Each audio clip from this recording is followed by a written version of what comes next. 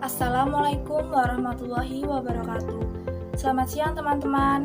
Pada kesempatan kali ini, kami dari kelompok 6 akan memaparkan materi mengenai pendekatan dan jenis pendekatan dalam pembelajaran berbicara. Sebelum memasuki pemaparan materi, perkenankan saya untuk memperkenalkan anggota dari kelompok 6. Yang pertama ada saya sendiri, Indrianti. Yang kedua ada Sekar Mawarni. Yang ketiga ada Muhammad Himatul Fuad. Dan yang terakhir ada Agisna Olivia Faradiba. Materi yang pertama yaitu definisi pendekatan pembelajaran. Pendekatan merupakan cara pandang atau pandangan tentang sesuatu yang biasanya berupa asumsi atau seperangkat asumsi yang saling berkaitan. Pendekatan pembelajaran merupakan seperangkat wawasan yang secara sistematis digunakan sebagai landasan berpikir dalam menentukan strategi, metode, dan teknik dalam mencapai target atau hasil tertentu sesuai tujuan yang telah ditetapkan. Pendekatan pembelajaran juga dapat diartikan sebagai suatu pandangan dalam mengupayakan cara siswa berinteraksi dengan lingkungannya. Pendekatan bersifat filosofis aksiomatis, yaitu dapat diterima sebagai kebenaran tanpa pembuktian. Berdasarkan pengertian pendekatan pembelajaran yang telah dipaparkan sebelumnya, dapat dirumuskan beberapa fungsi, yaitu sebagai berikut. Yang pertama adalah pendekatan sebagai pedoman umum dalam menyusun langkah-langkah atau tahapan-tahapan pada metode pembelajaran yang akan digunakan. Yang kedua, pendekatan menunjukkan garis-garis rujukan dalam perancangan pembelajaran. Seperti yang telah dipaparkan pada pengertian sebelumnya bahwa pendekatan itu sebagai landasan berpikir dalam menentukan model, metode, teknik, atau prosedur dalam pelaksanaan proses pembelajaran. Kemudian yang ketiga adalah pendekatan bisa membantu dalam menganalisis dan mendiagnosis masalah-masalah yang muncul pada saat pembelajaran. Misalnya, ketika seorang pendidik memilih pendekatan yang berfokus pada keterampilan berbicara, tentu pada prakteknya, pada proses pembelajaran di dalam kelas akan banyak melibatkan keterampilan berbicara. Misalnya presentasi atau diskusi dalam kelompok, menceritakan kembali suatu cerita, dan sebagainya. Nah, menggunakan pendekatan berbicara ini, pendidik bisa menganalisis kira-kira masalah apa yang timbul berkaitan dengan keterampilan berbicara siswa. Misalnya, siswa kurang bisa berdiskusi dalam kelompok atau kurang bisa mengutarakan pendapatnya atau berbicara di depan teman-temannya, di depan kelas, dan sebagainya. Baik, selanjutnya saya akan memaparkan mengenai jenis-jenis pendekatan pembelajaran berbicara.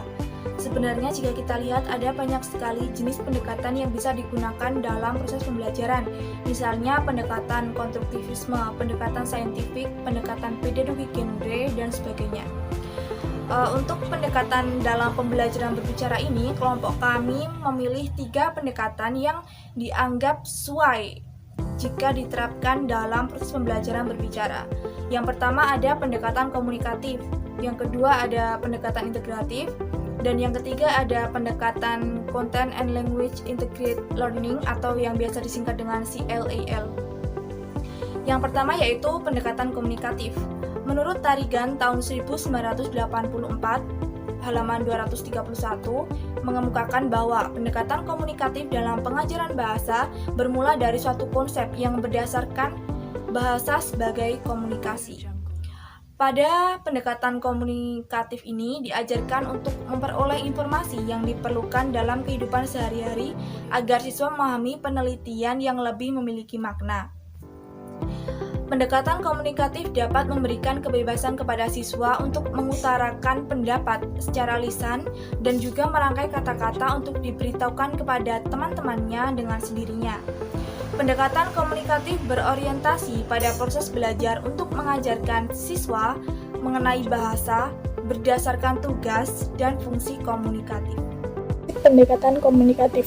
Ada 5 prinsip pendekatan komunikatif. Yang pertama, interaksi komunikatif. Yang kedua, teks otentik. Yang ketiga, belajar bahasa dan manajemen belajar. Yang keempat, pengalaman personal. Dan yang terakhir, hubungan bahasa di kelas dan di luar kelas. Melalui pendekatan komunikatif, siswa diharapkan dapat mengatur keterampilan berbicara sehingga mampu meningkatkan keterampilan berbicara yang dievaluasi sesuai keakuratan dan kefasihan dalam berbicara. Melalui pendekatan komunikatif, juga dapat mengevaluasi kekurangan siswa secara intensif dan memberikan bimbingan yang diperlukan agar aktivitas belajar lebih aktif dengan minat dan interaktif.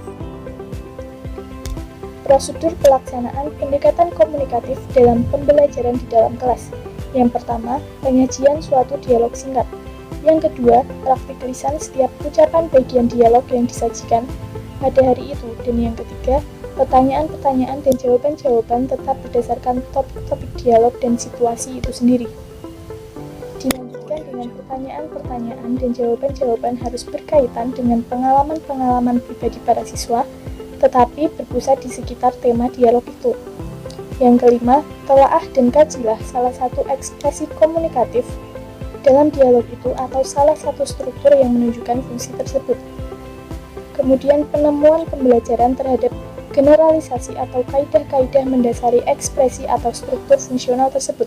Hal ini akan mencakup paling sedikit 4 butir, yakni bentuk-bentuk lisan dan tertulisnya, posisinya dalam ucapan, formalitas dalam ucapan, dan fungsi dan makna gramatikalnya. Yang selanjutnya, yang ketujuh yaitu pengenalan lisan. Kegiatan-kegiatan interaktif 2-5 bergantung pada tingkat pembelajaran, pengetahuan bahasa para siswa, dan faktor-faktor yang berkaitan. Yang selanjutnya yaitu kegiatan-kegiatan produksi lain, yakni bergerak maju dari kegiatan terpimpin menuju kegiatan komunikasi yang lebih bebas. Yang kesembilan, menjalin dialog-dialog yang terdapat di dalam teks kelas.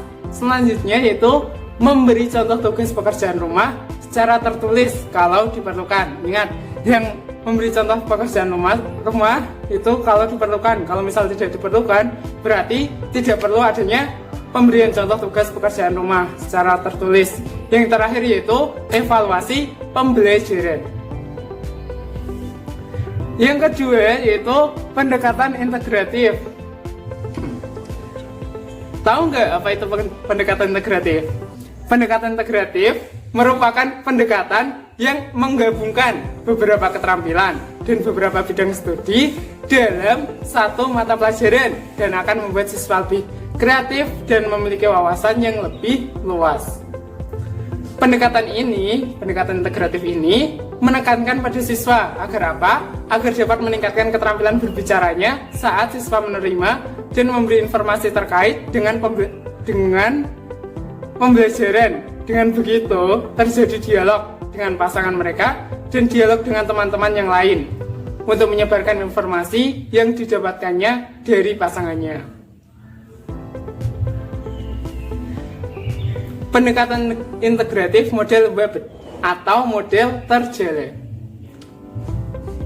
Pendekatan integratif model terjala atau jejaring tema adalah pendekatan tematik dalam pengintegrasian mata pelajaran. Salah satu tema dijadikan sebagai rujukan.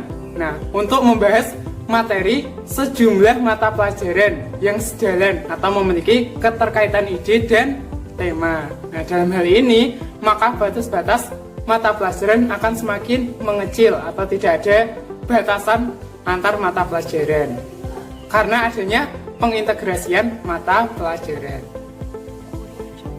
Terus, prinsip-prinsip pendekatan integratif. Prinsip yang pertama yaitu humanisme. Manusia secara fitrah memiliki bekal yang sama dalam upaya memahami suatu materi. Implikasi wawasan tersebut dalam kegiatan pendidikan yaitu yang pertama, guru bukan satu-satunya sumber informasi. Informasi dapat diperoleh dari internet dan lain-lain, bukan hanya guru saja. Guru bukan satu-satunya sumber informasi. Yang kedua, siswa atau murid disikapi sebagai subjek belajar yang kreatif. Dalam hal ini, mampu menemukan pemahaman sendiri. Nah, siswa diharapkan untuk menjadi subjek belajar yang kreatif. Dengan kekreatifannya, mereka mampu memahami pemahaman materi secara mendalam. Yang ketiga, dalam proses belajar mengajar, guru lebih banyak bertindak sebagai model, teman pendamping, pemotivasi, penyedia bahan pembelajaran, dan juga aktor yang bertindak sebagai pembelajaran. Nah, dalam hal ini, siswa dituntut untuk lebih aktif, bukan guru yang aktif, tapi siswanya yang aktif dalam mencari materi pembelajaran dan memperdalam materi pembelajaran tersebut, bukan dari gurunya, tapi dari siswa. Oke, kemudian prinsip yang kedua yaitu progresivisme. Perilaku manusia dilandasi motif dan minat tertentu. Implikasi wawasan tersebut dalam kegiatan pendidikan itu ada 3. Yang pertama, isi pembelajaran harus memiliki kegunaan bagi pembelajar secara aktual. Kemudian yang kedua, dalam kegiatan belajarnya, siswa atau murid harus menyadari manfaat penguasaan isi pembelajaran itu bagi kehidupannya. Kemudian yang ketiga, isi pembelajaran harus disesuaikan dengan tingkat perkembangan, pengalaman, dan pengetahuan pembelajar. Kemudian yang ketiga yaitu rekonstruksionisme. Manusia selain memiliki kesamaan juga memiliki kekhasan. Implikasi wawasan tersebut dalam kegiatan pendidikan juga ada 3. Yang pertama, layanan pembelajaran selain bersifat klasikal juga bersifat individual. Klasikal ini maksudnya adalah belajar bersama-sama di kelas. Kemudian yang kedua, pembelajar selain ada yang menguasai isi pembelajaran secara cepat, juga ada yang menguasai isi secara lambat. Kemudian yang ketiga, pembelajar perlu disikapi sebagai subjek yang unik, baik itu menyangkut proses merasa, berpikir, dan karakteristik individualnya sebagai hasil bentukan lingkungan keluarga, teman bermain, maupun lingkungan kehidupan sosial masyarakatnya. Oke, kita masuk ke pendekatan keterampilan berbicara yang ketiga, yaitu pendekatan CLIL. Pendekatan CLIL ini merupakan kepanjangan dari Content Language Integrated Learning. CLIL ini merupakan suatu pendekatan pembelajaran yang berpusat pada materi atau konten, sekaligus bahasa pengantar atau language yang digunakan dalam pembelajaran. Nah, program ini sebenarnya menggabungkan 2 kepentingan. Yang pertama, siswa memahami materi, dan kedua, siswa menguasai bahasa. Prinsip utama dari CLIL ini ada 4, atau biasa disebut 4C, yang meliputi konten, cognition, communication, dan kultur. Kita masuk ke prinsip yang pertama, yaitu konten. Konten ini berhubungan dengan isi atau materi yang disajikan. Penyampaian materi secara konvensional terpusat pada materi saja. Secara modern, yang menjadi fokus bukanlah bagaimana materi itu dikuasai siswa saja, tetapi bagaimana materi dikuasai dengan cara memberikan kesempatan kepada siswa untuk turut aktif dan interaktif. Jadi, siswa di dalam kelas ini harus aktif interaktif, menanggapi guru, seperti itu. Kemudian prinsip yang kedua yaitu communication. Communication ini berhubungan dengan bahasa sebagai alat komunikasi dan pembelajaran. Bahasa tidak sekedar digunakan sebagai alat untuk menyampaikan materi, tetapi dalam proses pembelajaran, siswa juga mendapatkan pengetahuan dan pengembangan keterampilan berbahasa. Maka, pembelajaran yang dilaksanakan guru ini perlu memberikan kesempatan kepada siswa untuk mengembangkan keterampilan berbahasa. Keterampilan berbahasa yang ditanamkan juga perlu memperhatikan etika dan kesantunan berbahasa siswa. Kemudian yang ketiga, prinsip cognition. Nah, prinsip cognition ini berhubungan dengan kondisi kognisi siswa. Pembelajaran terpadu bahasa dan konten atau CLIL ini perlu memberikan kesempatan kepada siswa untuk mengembangkan kemampuan berpikir secara akademik, agar siswa mampu juga mengembangkan kemampuan komunikasi interpersonal. Kemudian terakhir yaitu kultur atau budaya. Prinsip ini berkaitan dengan pluralitas budaya. Pembelajaran yang dilaksanakan memberikan siswa kesempatan mempelajari budaya melalui proses memahami, berpikir, dan mengonsep kembali dengan pemakaian bahasa yang tepat. Terima kasih teman-teman sudah menyimak presentasi dari kelompok 6. Selanjutnya dilanjutkan dengan diskusi. Terima kasih.